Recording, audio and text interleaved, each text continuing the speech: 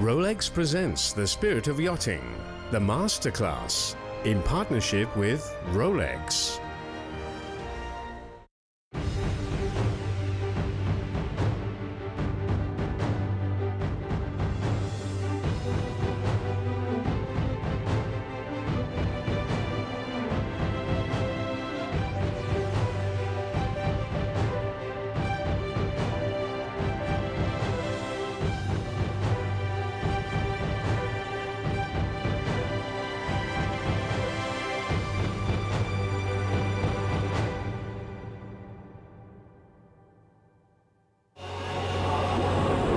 Start is 99% of the race. You got to be in the right place on the line.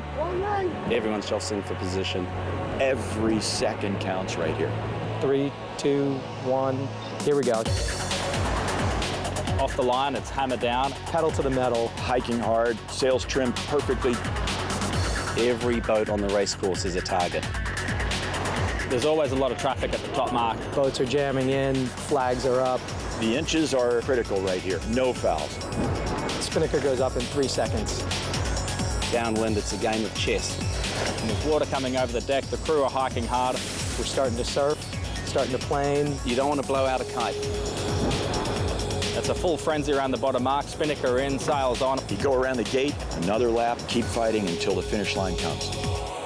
This isn't just one race, it's 10, and they all count. This is the pinnacle event. It's the greatest class in the world. This is racing at its very best. Everybody wants to be the Rolex TP52 World Champion.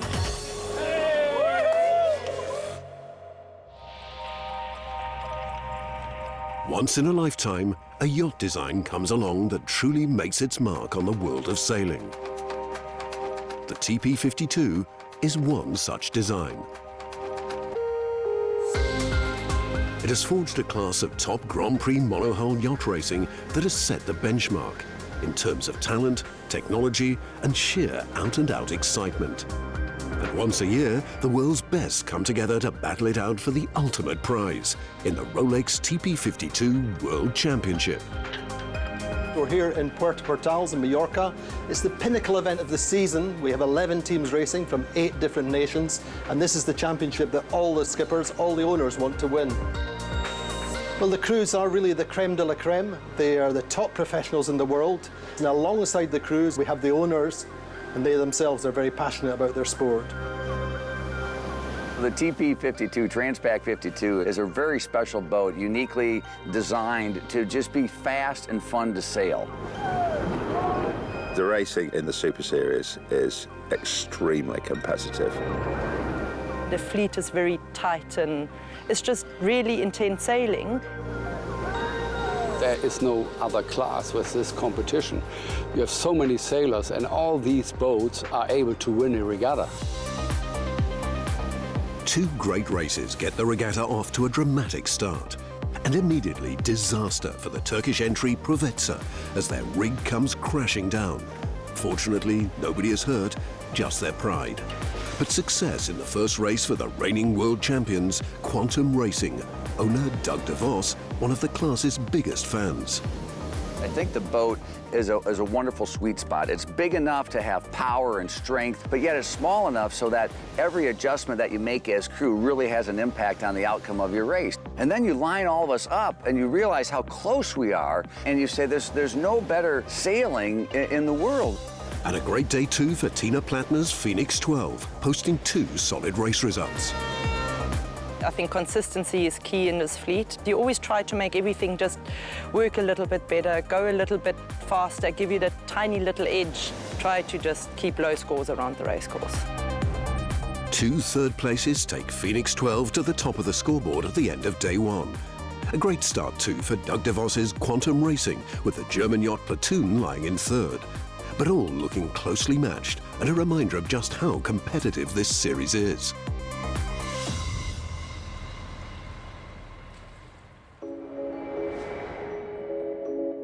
It's springtime in Valencia, and the teams are busy testing before the 52 Super Series season gets underway, trying to improve boat speed and gain a vital winning advantage. We're looking for inches, we're not looking for miles. They're tiny little incremental gains that we're looking for. Now that's boat, that's hull design, that's winch systems. How strong are your guys? How aerobically fit are the guys? How stiff are your sails? Just trying to find little nuances that'll give an edge at the end of the day. Much like in Grand Prix car racing, the teams rely on technology and data to eke out performance gains. Yeah, in the middle of the cockpit. Try and stay on the transom. Out on the water, the teams are undergoing rigorous testing, leaving no stone unturned, both beneath the waterline and above. I'm videoing the tack so we can analyse the crew movements later and tie that in with the boat performance. Then we've got all the data streamed to this boat, making sure that both boats are up to speed.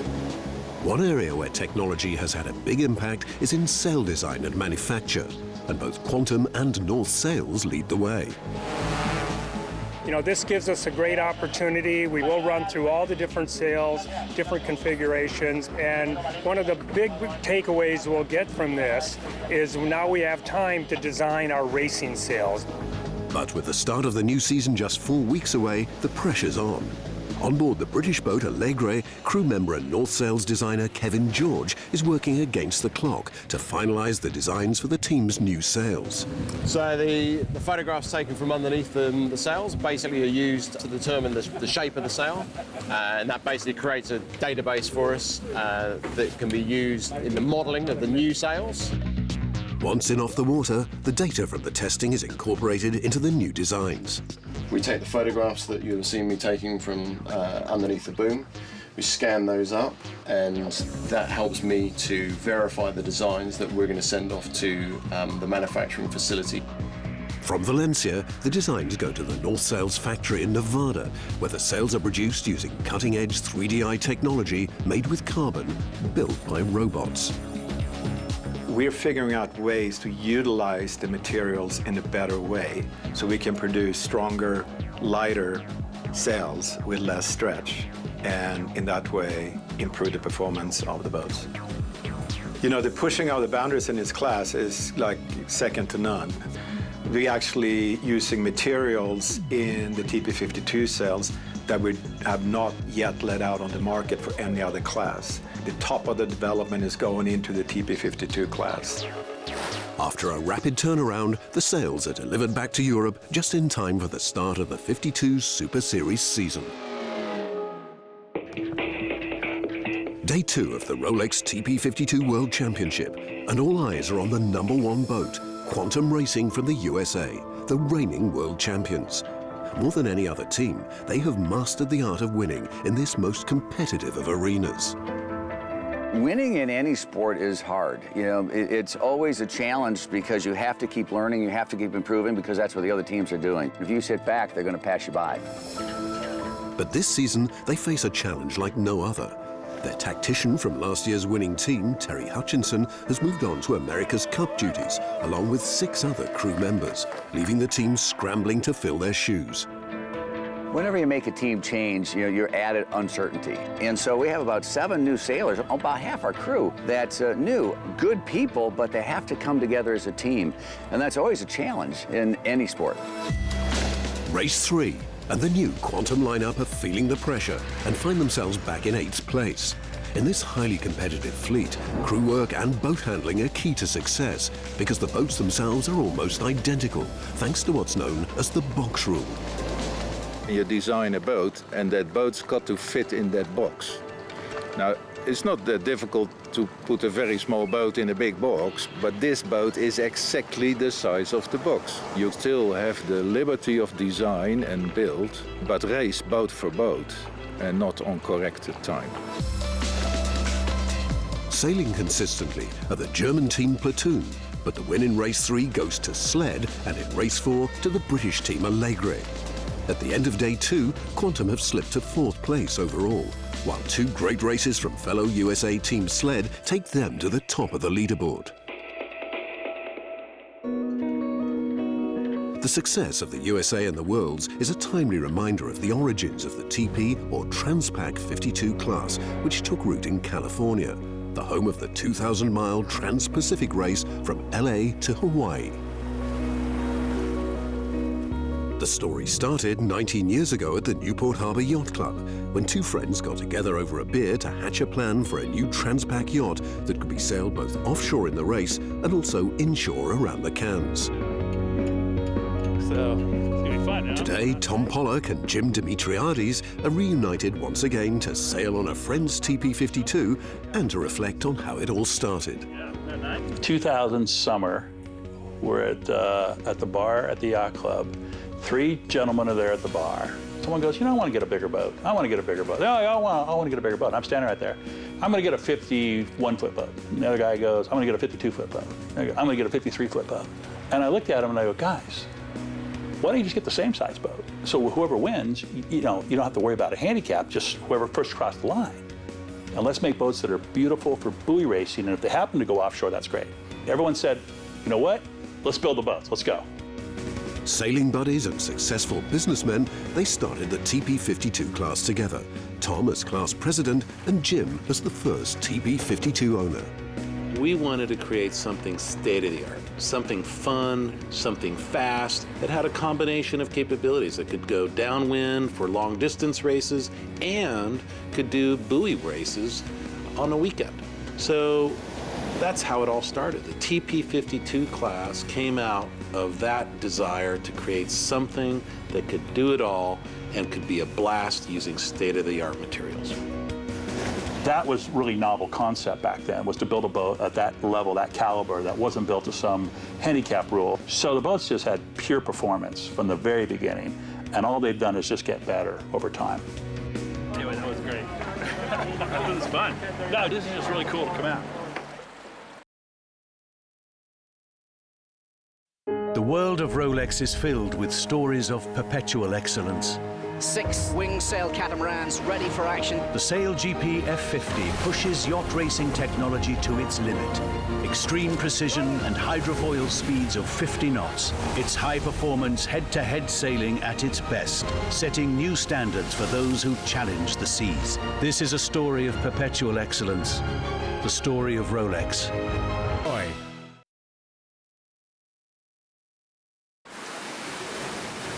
Day 3.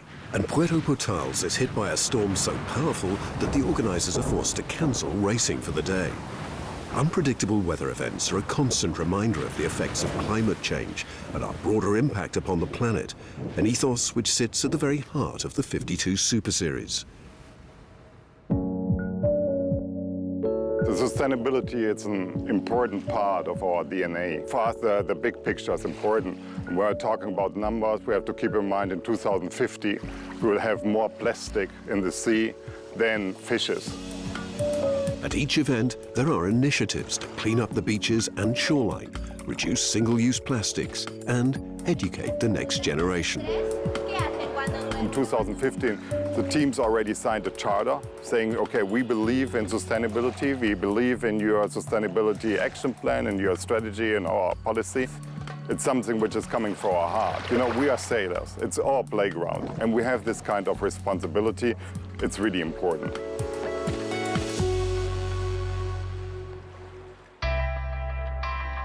Day 4 of the Rolex TP52 World Championship, and after storms cancel the previous day's racing, it's back to business as usual.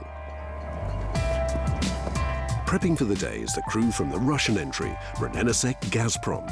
Owner Vladimir Lyubomirov has returned to the Super Series after a year out, with high hopes and a brand new state-of-the-art yacht that just 6 months ago was still being built in a boatyard in the east of Spain.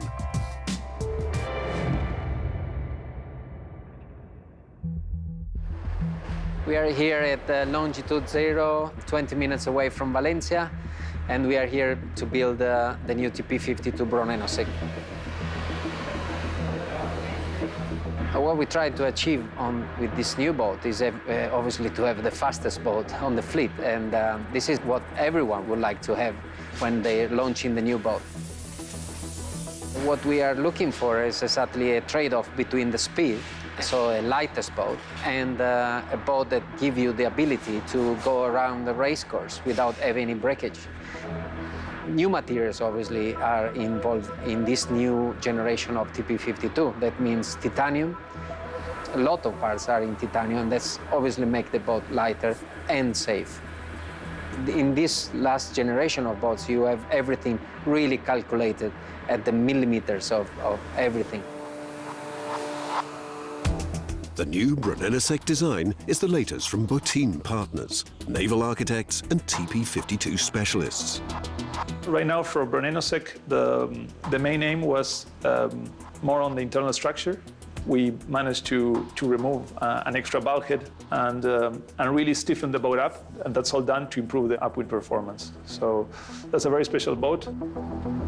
From their offices in northern Spain, Botin have designed 9 of the 11 yachts in the Super Series and are a key driving force behind the class's continual progression. So the question that we ask every year, because we design a 52 almost every year, and always the same question is how do we improve? How do we make a design faster? And luckily, we excel at producing ideas. So really, that's where the improvements are done. Then we rely on hard work, and we rely on a lot of computing power. I would say behind each 52, we have 10 or 12 designers and engineers. That's almost a year's work. The improvements, they always come. Little improvement that it doesn't seem much when you see it on paper, but then on the water it translates to a big advantage. It's from the boat captain to project manager to team owner. I mean, it's to the industry really making sure that the new boat is better than the previous generation. As the racing gets underway on day 4, Brunellesec pull out all the stops and post 3 good scores, a 6th, a 3rd and a 1st in the day's 3-race schedule. However, they're unable to match the windward-lured masterclass produced by Harm Müller-Sprier's platoon. The challenge is beat the best sailors in the world. It's all about crew handling, sailing the boat fast and working together. We're trying hard and not thinking about winning a world championship. I mean, we try to win that race and win that day. That's it. In the first race of the day, race 5, despite a poor start, they sail through the fleet to take the race win. And then a repeat performance in race 6. In race 7, they post a 5th place, meaning that they end the day at the top of the leaderboard, 7 points clear of 2nd place Azura with Brunellesec in 3rd, and putting the German team in the driving seat going into the final day. We have really good boat speed and we found our lanes, but everything could happen. There's so many strong teams on the water you could see, so every single point counts. That's the key.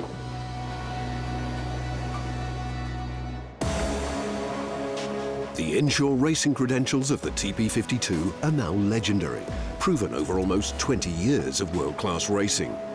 But these remarkable yachts were designed to race offshore too.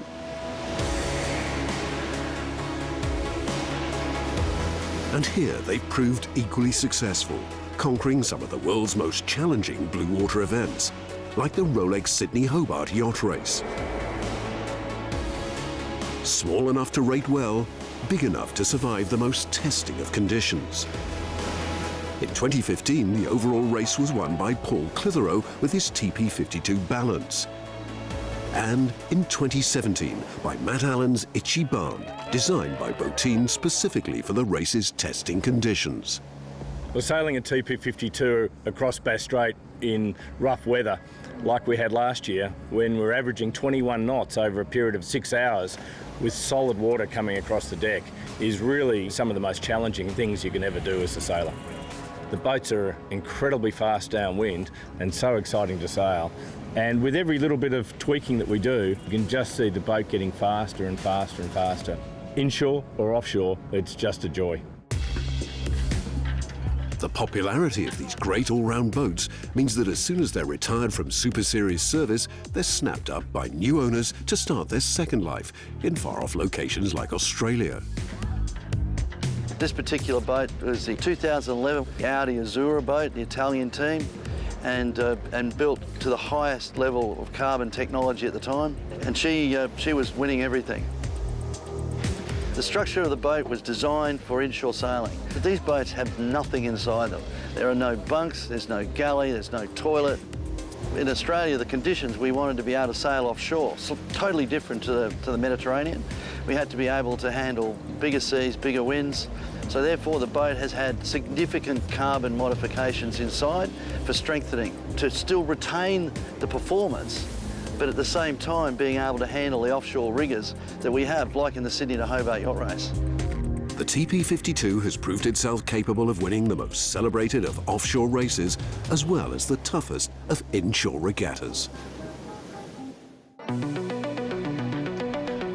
Going into the final day, and just 2 races remain to decide who will be the 2019 Rolex TP52 World Champion. As it stands, Harm Muller-Spreer's platoon have a comfortable 7-point lead over second-place Azura. However, this is TP52 racing, and anything could happen. We're going to keep doing what we've been doing. You know, we've been sailing well so far, so, you know, basically we keep pushing hard. So the boats line up for the first of the final 2 races, and immediately problems for platoon. They pick up a penalty point on the start line before the race is even underway. Sailing upwind on the first leg of the race, and Provetza lead, with Azura sitting in 3rd place. At the windward mark, platoon's problems continue.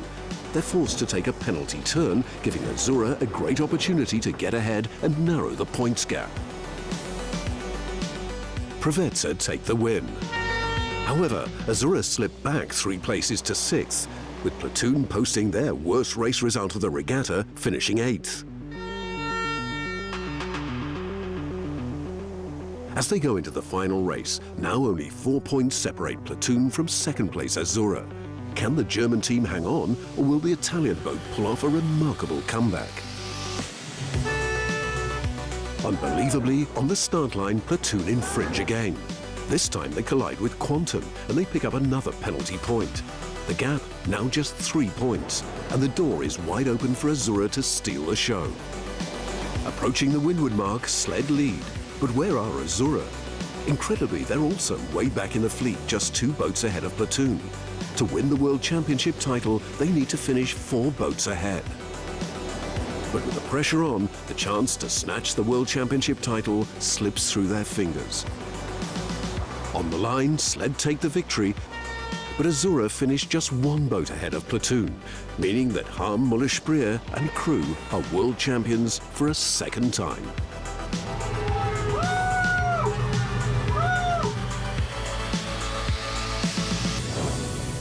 Confirmation of the result then. Platoon take the victory by just 2 points from second-place Azura, with Brunello Gazprom in 3rd. A 6th place for Doug DeVos's Quantum, unable to retain their title, but the disappointment failing to mar what has been a great regatta. It's been a fabulous regatta, very difficult regatta. That's the beauty of this fleet, because the quality of the competition is incredibly high and the intensity is very, very high. No question about that.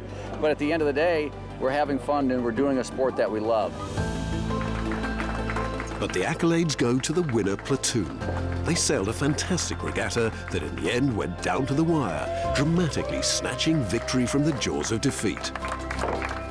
To win the Rolex TP52 World Championship, that's a result. If you're a world champion, there's nobody else better in that class for the moment. So, I mean, that's a big title and a big honor. Winners are Platoon!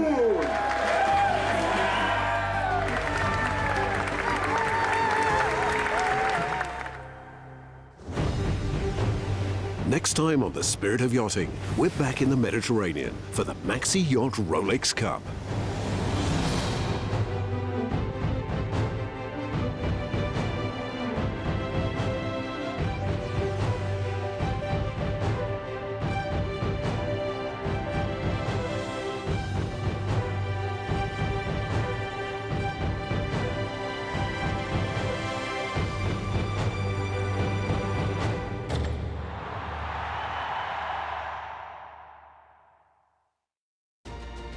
Rolex presents The Spirit of Yachting, the Masterclass, in partnership with Rolex.